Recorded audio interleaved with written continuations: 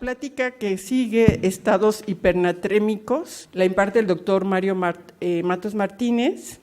Él es egresado de la Facultad de Medicina de la UNAM, es especialista en pediatría médica en el Instituto Mexicano del Seguro Social y de la UNAM, y especialista en nefrología también por los mismos, por el IMSS y por la UNAM.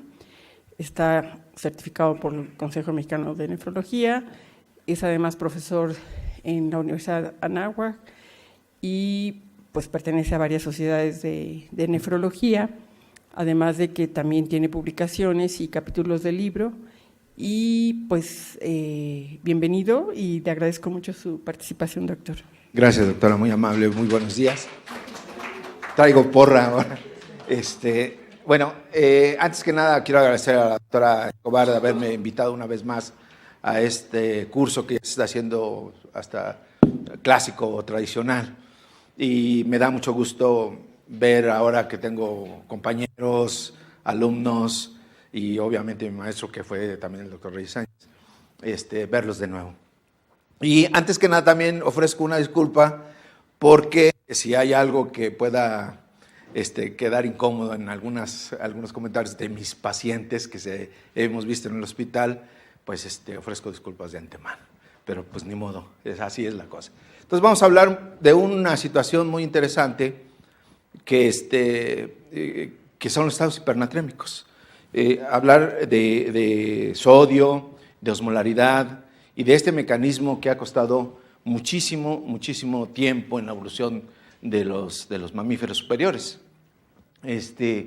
Es evidente que nosotros tenemos dos hábitats, uno externo, decía el doctor Bernard, en donde está situado el individuo, pero tenemos todo un medio interno, ¿verdad?, que es donde están viviendo nuestras estructuras tisulares y que todos los mecanismos, todas las estructuras, todo el esfuerzo vital de los organismos es mantener ese medio interno. A eso se dedica y, desde luego, la evolución que ha sido de los mamíferos superiores, en donde, desde luego, salió del agua salina. Es decir, nosotros, si nos quisiéramos ver o quisiéramos decir qué somos, pues no somos más que una mezcla de agua con sal. Y ese mecanismo está ampliamente regulado por una interacción entre el sistema nervioso central, el sistema de la osmolaridad y, desde luego, el sistema o el mecanismo de concentración de la orina, que es un mecanismo bastante interesante, bastante complejo y bastante fino. De manera que existen mecanismos muy finos para mantener ese medio interno desde el punto de vista de un término que se va a llamar estado de osmolaridad. Es cuando nosotros aprendemos a estudiar los iones, sobre todo este ion que es el más importante del espacio extracelular, tenemos que hablar de celularidad, de osmolaridad, de tonicidad, de concentración, de manera que cuando nosotros demos la definición del estado hipernatrémico es algo más allá de que la pura concentración del sodio.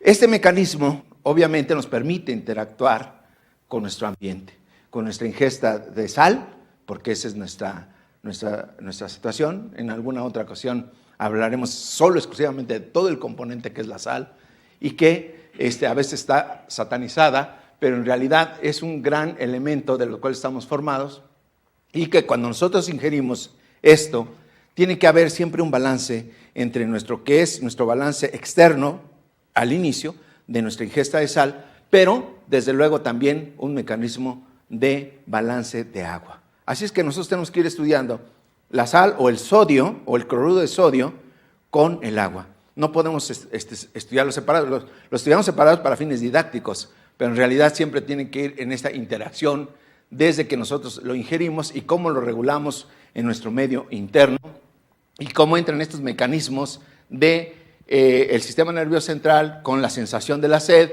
y la secreción del sistema arginina-vasopresina para mejorar precisamente esta relación que existe entre el sodio y el agua.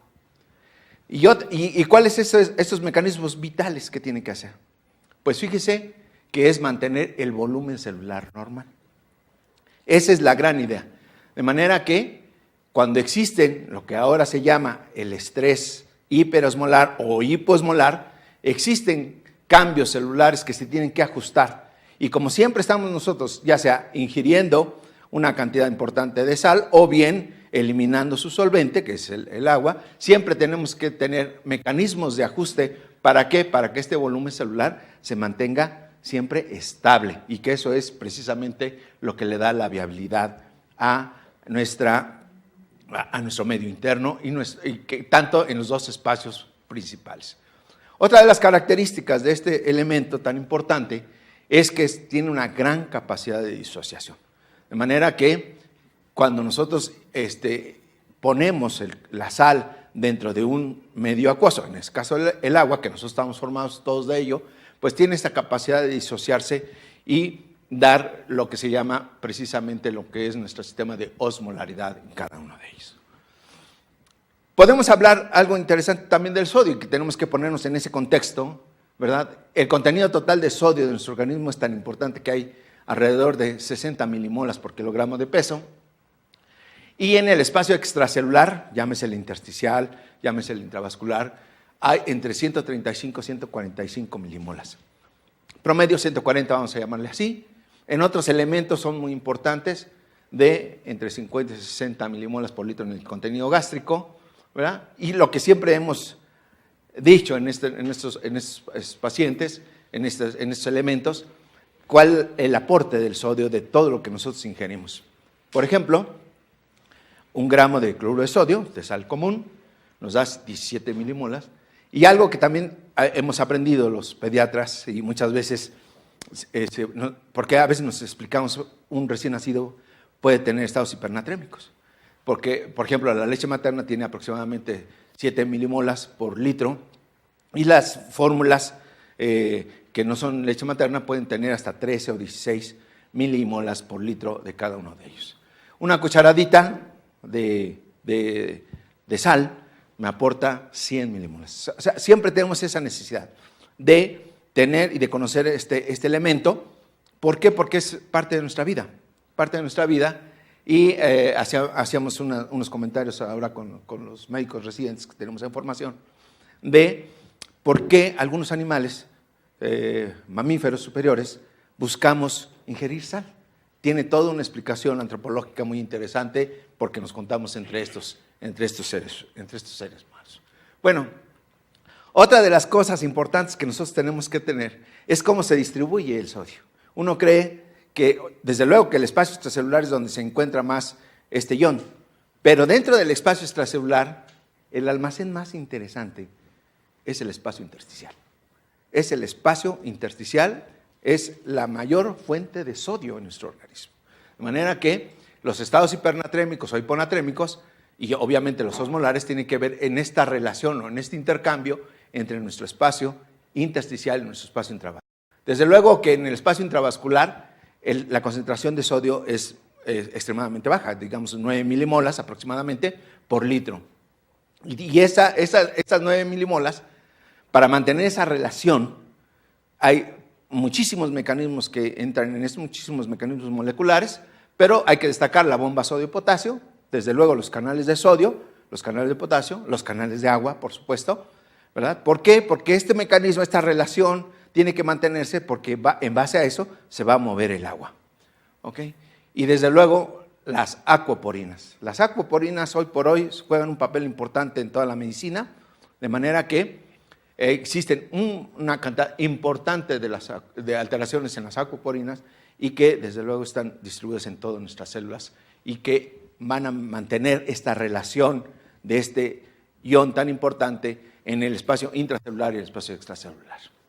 Y decíamos y repetíamos, es en todo este balance de sodio y agua, que son los dos cationes, esta es la clásica ecuación de Engelmann, ¿no? En donde nosotros ingerimos agua y sodio y eliminamos agua y sodio y eliminamos también junto con ellos potasio. Pero realmente el balance interno del sodio es precisamente el espacio intersticial, sobre todo el tejido conectivo, y es ahí donde nosotros podemos encontrar mucha patología, como en el hipotiroidismo, por ejemplo, en el mixedema, que presentan alteraciones hidroelectrolíticas que a veces no sabemos de dónde está el asunto y resulta que es un problema de almacenamiento de sodio. Y también hacia la inversa. Por ejemplo, en los pacientes con insuficiencia renal crónica, de repente que dicen, bueno, yo no ingiero mucha agua, ni ingiero mucho sodio, y puedo tener estados hipernatrémicos o hipertensión arterial, precisamente porque hay mucho movimiento del espacio intersticial al espacio intravascular, y eso es lo que nosotros podemos ver en cada uno de ellos. Otra de las estructuras que tiene que ser, y que la naturaleza protegió, fue el sistema nervioso central. El sistema nervioso central creó lo que se llama la barrera hematoencefálica, que es una unidad neurovascular importantísimo. ¿Por qué? Porque todo lo que estuviera en la sangre, si yo no lo controlo, estaría pasando al sistema nervioso central. Y eso no puede ser posible porque nuestro sistema nervioso estaría muy afectado por cualquier entidad. Uno de ellos son los cambios osmolares. De manera que en la unidad neurovascular, que es la barrera hematoencefálica, que está hecha fundamentalmente de aquaporinas. De manera que solamente va a dejar pasar agua y que el movimiento del agua en el espacio intracelular de la célula nerviosa y el intravascular depende mucho de la concentración de sodio. Y para mí esto es lo más importante que uno debe tener en la parte clínica.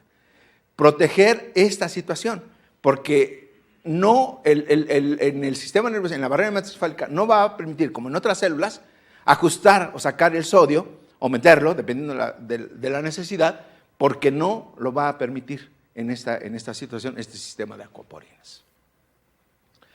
Muy bien, entonces, en base a ese contexto, nosotros podemos decir, el estado hipernatrémico, simple, decimos, es aquella concentración en donde hay más de 145 milimolas por litro. Bueno, desde el punto de vista de nomenclatura está muy bien.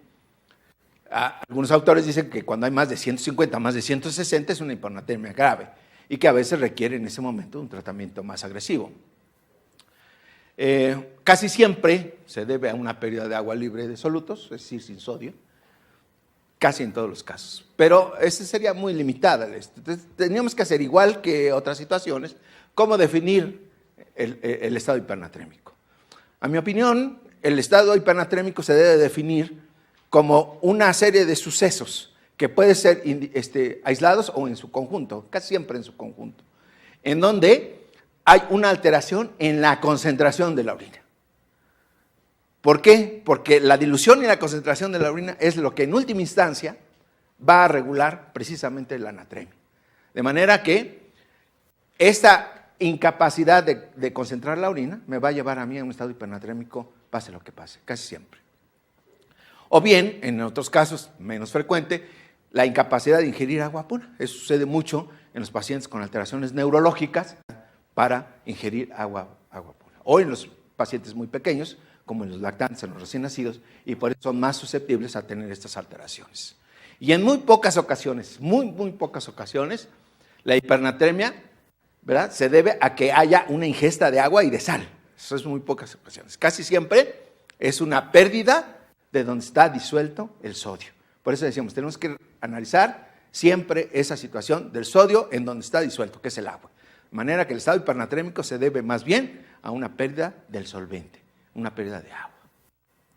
Este mecanismo tan fino costó 4,000 millones de años, ¿verdad?, para mantener una osmolaridad, esta relación que existe entre la concentración del sodio y su solvente en los dos espacios.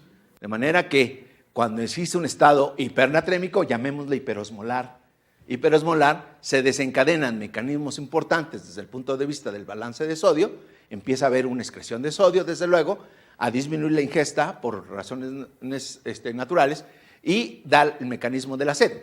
2 miliosmolas, solamente se necesitan 2 miliosmolas para desencadenar a nivel del sistema nervioso central el mecanismo de la sed y por lo tanto yo voy a ingerir agua, ¿para qué? Para diluirme, simple y sencillamente, y desde luego se activa el sistema arginina-vasopresina para retener el sodio y agua a nivel renal y desde luego para volver a el estado osmolar normal.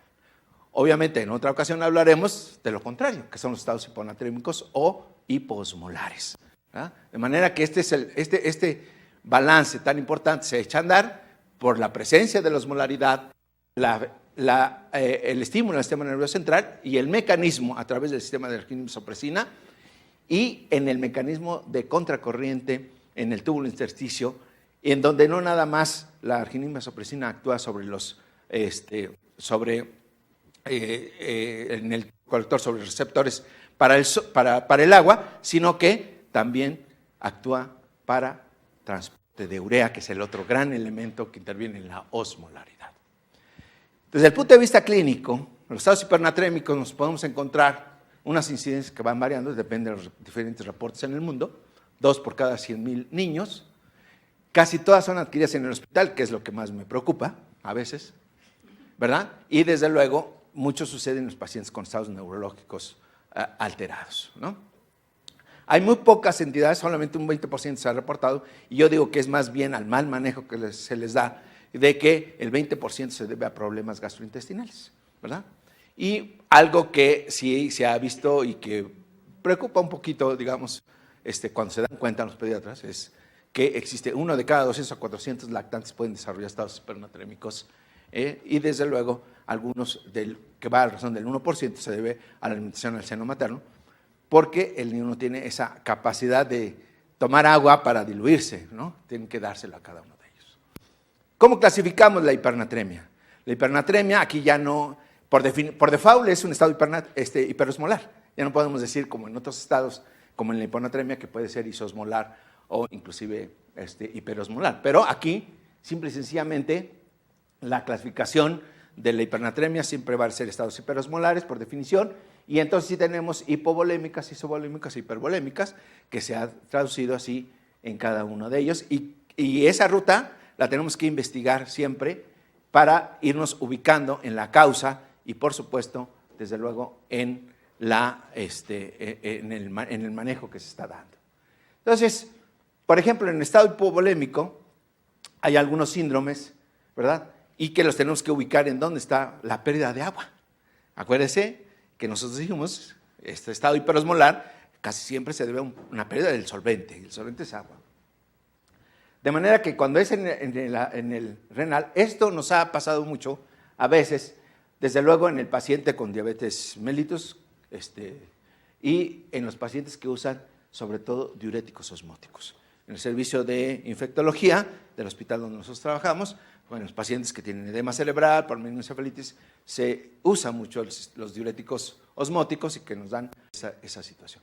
Algunos otros diuréticos, a pesar de que los diuréticos de ASA son natriuréticos, pero cuando el paciente no es capaz de compensar el estado de la sed, pues puede llegar a un estado donde se pierda más agua que sodio y es dar un estado hipernatrémico. ¿Hacemos el diagnóstico con esto? Sí. Habitualmente la orina es hipotónica y el sodio urinario es mayor de 20 milimolas por litro y por lo tanto yo tengo que restituir esta situación. Pero también puede haber una hipovolemia de origen gastrointestinal donde se pierda más agua que sodio y por eso va a dar esta situación. Entonces tenemos vómitos, diarrea, fístulas, la diaforesis excesiva o en los estados donde hay, por ejemplo, pérdidas cutáneas como las quemaduras. En el estado isovolémico es un poco más frecuente, desde luego, en donde se pierde agua pura, agua libre o pura de solutos, libre de solutos, en donde tenemos la diabetes insípida, cualquiera que ésta sea, central o nefrogénica, y desde luego también las extrarrenales, en donde hay pérdidas, aumentan las pérdidas insensibles, sobre todo en los pacientes que están asistidos mecánicamente a la ventilación o que tienen problemas cutáneos como las quemaduras. Aquí tenemos una orina relativamente hipotónica y aquí el sodio es muy variable dependiendo del ajuste que se está dando. Y por lo tanto, nosotros podemos dar soluciones glucosadas a 5% o agua pura inyectable y ahorita hablamos un poco más del cuidado que debemos tener en el tratamiento de estados hipernatrémicos. Y desde luego en los estados hipernatrémicos con hipervolemia, que estos son más raros, son un poquito más raros, ¿verdad? Y es donde, bueno, raros desde el punto de vista cuando es clínico, pero cuando uno va al hospital, ve uno esta situación es un poco más frecuente. ¿Por qué? Porque en el hospital nosotros podemos infundir, no sé si bien o incorrectamente, cantidades importantes de sodio, sobre todo, por ejemplo, a través de infusiones de bicarbonato de sodio, solución salina hipertónica, por la razón que gusten. Esto nosotros lo vemos mucho en pacientes con insuficiencia renal que tienen algunas alteraciones en los procedimientos de rehabilitación y les dan solución salina hipertónica. Y desde luego, donde hay mayor ganancia de sodio, como es en el hiperaldosteronismo primario o en el síndrome de Cushing, que tiene cierto efecto de reabsorción de sodio. ¿Qué es lo que nosotros vamos a ver en este? Pues es una orina, y aquí va cambiando, y el sodio urinario casi siempre es mayor de 20 milimolas, y entonces aquí tenemos que ver, cuando hay una ingesta de esto, tenemos que ser muy... para mí esta es la situación más complicada para manejar, porque a veces tenemos que dar un manejo muy agresivo, pero si nosotros lo hacemos en forma, digamos, que no tengamos el cuidado que ahorita les vamos a mencionar, podemos causar más problemas que beneficios en este paciente. Y otra de las cosas que también vemos mucho en el hospital es el que está inducido por medicamentos. Tristemente, bueno, en los hospitales donde nosotros trabajamos, tenemos una cantidad de pacientes de otras especialidades en donde se dan una cantidad enorme de medicamentos, ¿no? Desde luego hay medicamentos que inducen la diabetes insípida, como el uso de aminoglucósidos, el uso de antimicóticos, ¿verdad?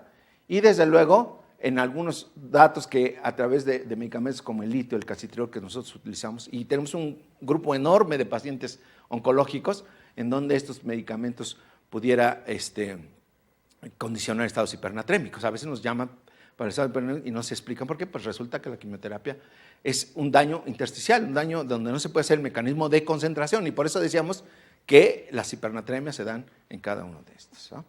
Bloqueadores de receptores B, en México nunca vamos a tener ese problema porque no existe el medicamento en nuestro país, así es que ya lo hicimos en ese sentido. ¿Ah? Bueno, y a otros estados, pérdida de agua por vía renal, ¿verdad? La diabetes insípida, decíamos otra vez, por medicamentos como los anticomiciales, el litio, el uso de diuréticos osmóticos, a veces se abusa mucho de eso. La gente de neurocirugía, por ejemplo, ¿no? Nos manda a llamar mucho a veces por estados hipernatrémicos, los de edema cerebral por infección, y el uso también de los esteroides. El esteroides, bueno, el que no usa esteroides creo que ni es médico, ¿eh? Entonces, y hay frases tan horrorosas que dice que se le niega, es como un vaso de agua, que no se le niega a nadie. Y entonces imagínense lo que nosotros tenemos en cada uno de ellos. Y los estados de hiperalimentación, sobre todo dietas ricas en sodio, pueden dar esos estados en que hay cada uno de ellos. Y bueno, también hemos utilizado, y sobre todo, fíjese que en los pacientes que tienen ya otros ciertos grados, por ejemplo, los pacientes con insuficiencia renal o con alguna alteración renal, que tienen además otras alteraciones como estreñimiento, y utilizamos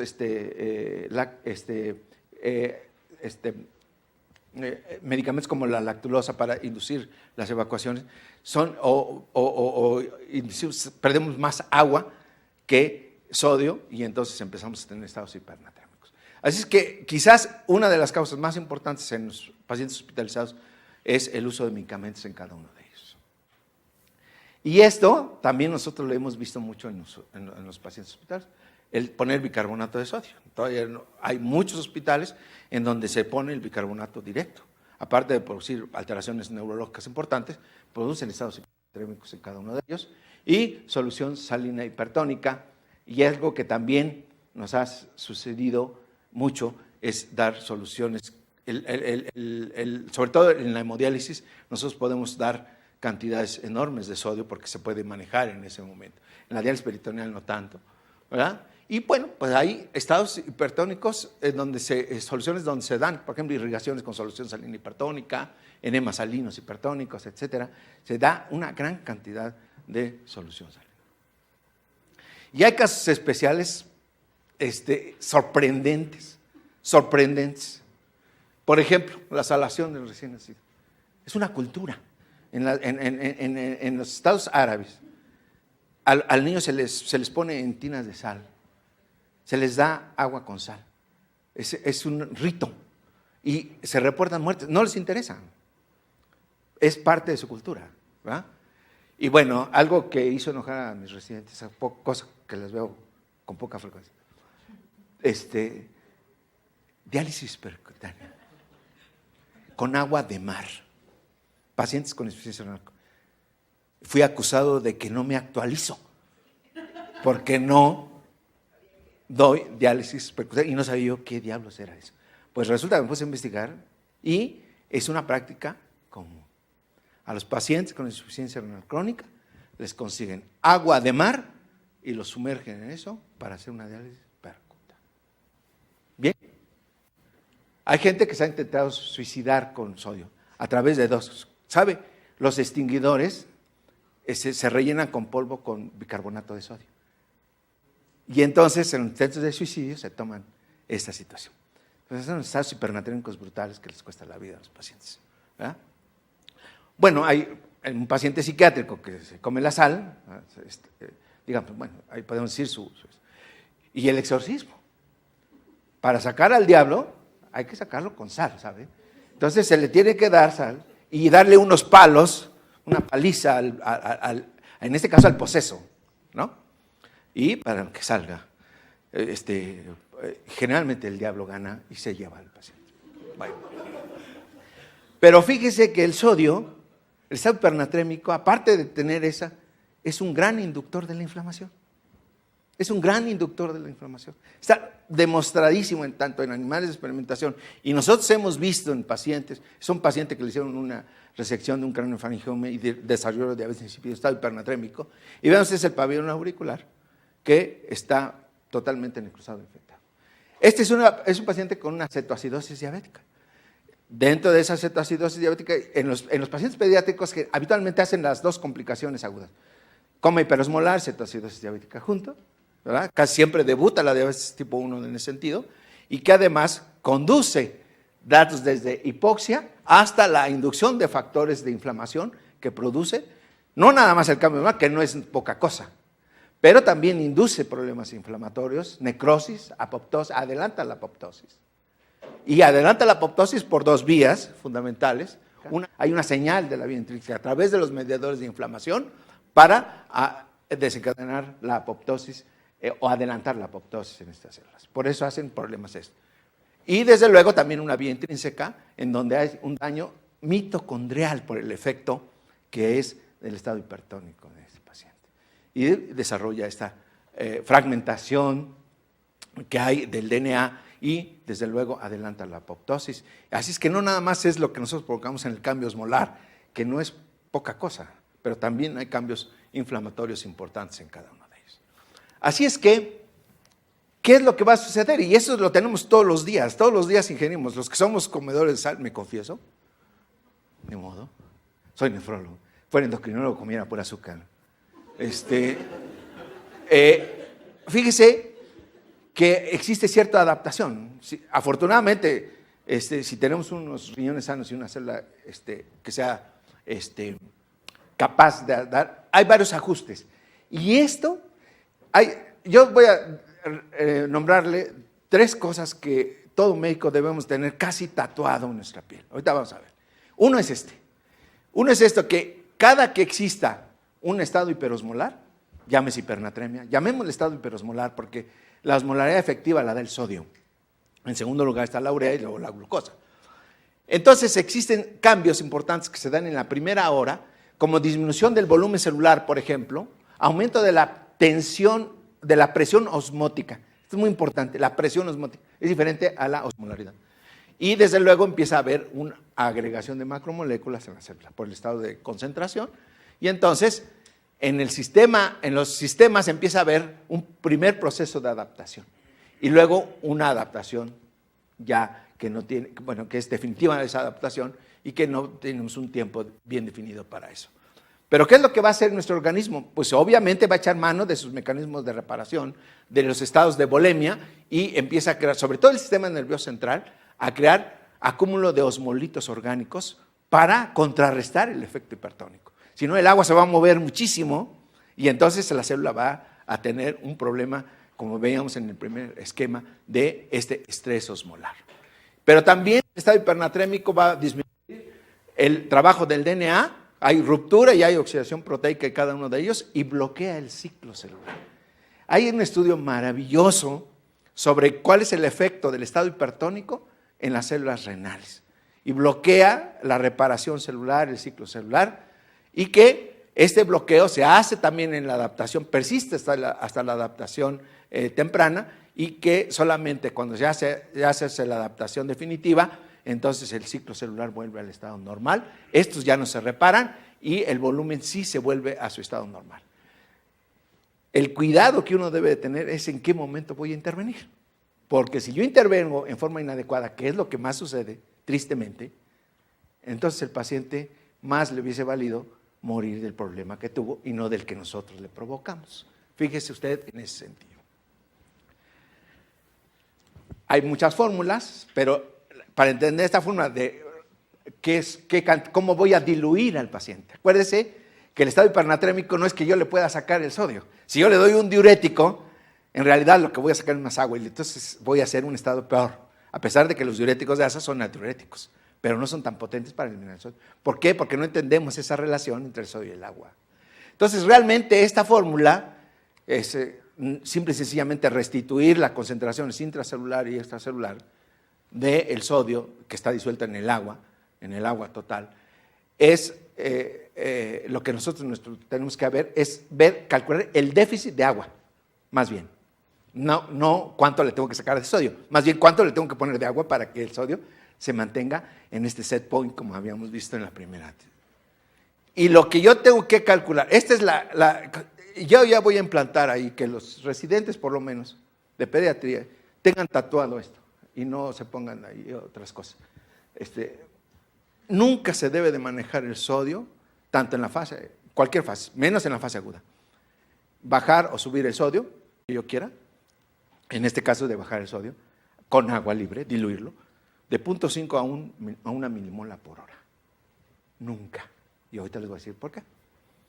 Entonces, algunos autores dicen 2 milimolas, pero eso lo ven más bien en los pacientes, en los nefrólogos de adultos, o los terapistas dicen 2 milimolas. Luego los residentes traen una receta de no sé dónde la sacaron, de 10 en 24 horas, es así más o menos, ¿no?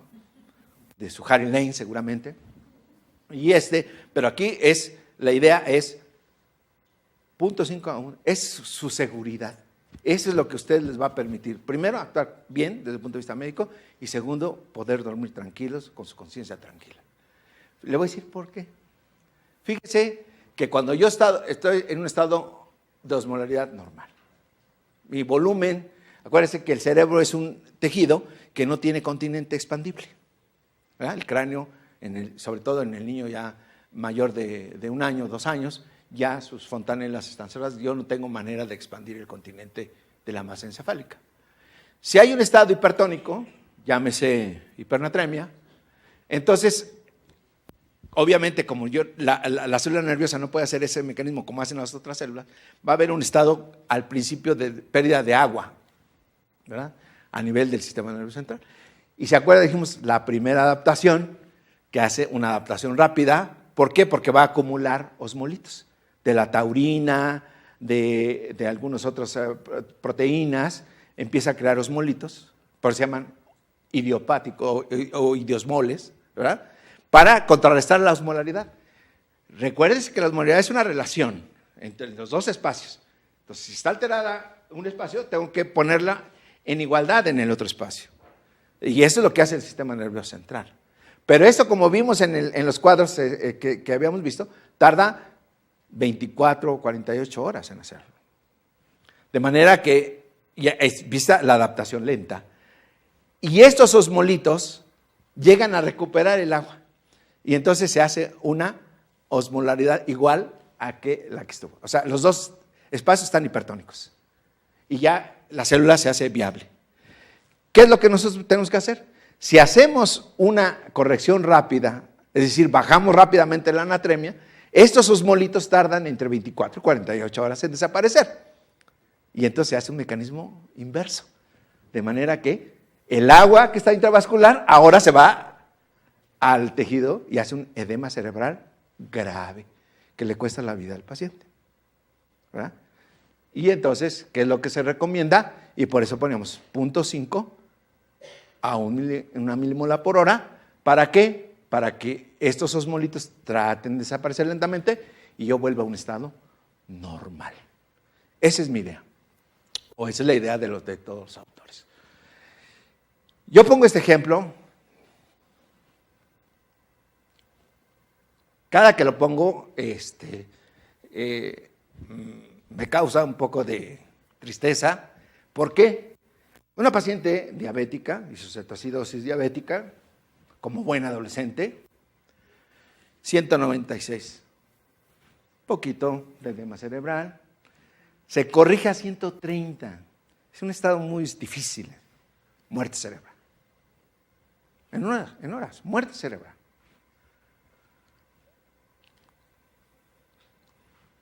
¿Ok? ¿Por qué no se tuvo ese cuidado en la unidad de cuidados intensivos de mi hospital? Ahí se los dejo.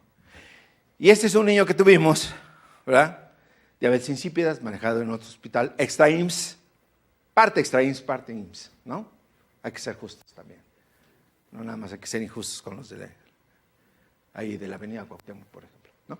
Entonces, y que es un paciente con diabetes insípida de muchos años, pero manejado con dosis altas de hidroclorotiazida, que es un error. La diabetes insípida se maneja con hidroclorotiazida con dosis muy pequeñitas para tener un efecto paradójico y no una... ¿Por qué? Porque voy a eliminar más agua. Y hizo una degeneración de la mielina a nivel del puente que le dejó unas secuelas terribles. Hoy vemos a este paciente en la consulta externa con más daño neurológico que un paciente con parálisis cerebral. Entonces, esas son las situaciones.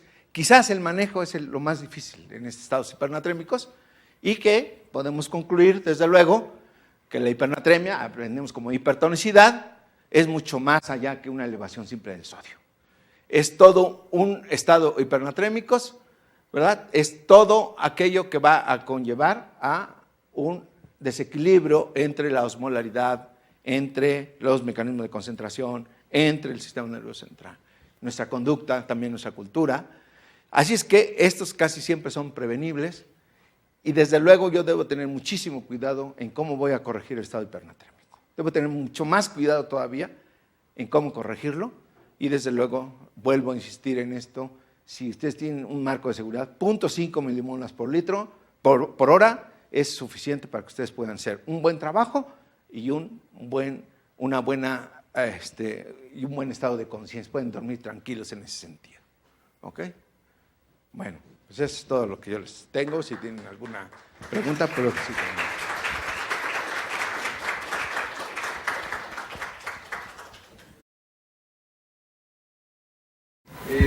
Bueno, mencionó que la fórmula se tiene que multiplicar por el agua corporal total. Sí. ¿Tiene alguna tabla más o menos del porcentaje? Sí. Bueno, si usted busca en los libros clásicos, le van a decir el peso por 0.6, o sea, el 60%, pero eso depende en adultos y si es varón. Si es mujer, es 50% más o menos, así a grosso modo. Podemos utilizar fórmulas de Watson, por ejemplo, para ver el agua corporal total en un adulto. En los niños hay una fórmula de Melichik que se llama. Es una fórmula que la pueden encontrar en hasta en los libros o en el internet lo pueden encontrar. Pero hay gráficas. Nosotros utilizamos tablas o gráficas de acuerdo a la edad, el peso y la talla del individuo, en este caso del niño, y nos da el agua corporal total. Si hay mucha urgencia porque no encuentre esos datos, entonces nosotros lo que podemos hacer es calcularlo. Si entre más pequeños es el individuo, tiene más porcentaje. Si es un lactante, puede encontrar 65% o 70% es agua. Ya un niño más grande, digamos un adolescente, 60%, sin ningún problema. Gracias. Uh-huh. Sí, doctor. El uso de terapias médicas continuas para el manejo de la hipernatremia, ¿qué experiencia tienen? Para mí es una de las mejores preguntas que hay. Tuve la mala experiencia en un paciente precisamente con edema cerebral por meningoencefalitis, que hizo insuficiencia renal, aparte de la meningoencefalitis. Y es un estado hipernatrémico por el uso de manitol y tenía insuficiencia renal. Y bueno, en ese tiempo no se tenía mucha experiencia y se le puso una diálisis peritoneal que le costó la vida al paciente. ¿Por qué? Porque la diálisis peritoneal tiene 131 milimolas y el paciente, si no mal recuerdo, tenía 173 milimolas. Y la transferencia de masa que se hace a través del peritoneo es muy alto para el sodio.